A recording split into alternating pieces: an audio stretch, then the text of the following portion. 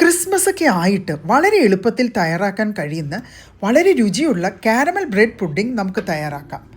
ആദ്യം കാരമൽ തയ്യാറാക്കാൻ വേണ്ടി പാരീസിൻ്റെ ബ്രൗൺ ഷുഗർ 4 ടേബിൾ സ്പൂൺ ചെറിയ തീയിൽ ഉരുക്കി മോൾഡിലേക്ക് ഒഴിക്കുക. ഈ ബ്രൗൺ ഷുഗർ റെഗുലർ ഷുഗറിനേക്കാളും 10% കാലറി കുറവാണ്. പിന്നെ it contains 6 vital minerals and has rich flavour. ഇനി 1 ലിറ്റർ ബോയിൽഡ് മിൽക്കിലേക്ക് പാരീസിൻ്റെ super fine quick dissolve sugar which is 3 times finer and dissolves 4 times faster and perfect for baking. ഇതിലേക്ക് 6 slice bread പൊടിച്ചതും ചേർത്ത് കുറച്ച് മിനിറ്റ് സോക്ക് ചെയ്യുക. ഇനി 6 മുട്ട ബീറ്റ് ചെയ്തതും കുറച്ച് വാനില എസൻസും ബ്രെഡ് മിക്സ്ചറിലേക്ക് ഒഴിക്കുക. ഹാൻഡ് ബ്ലെൻഡർ അല്ലെങ്കിൽ മിക്സി ഉപയോഗിച്ച് സ്മൂത്തായിട്ട് ഇത് ബ്ലെൻഡ് ചെയ്യുക.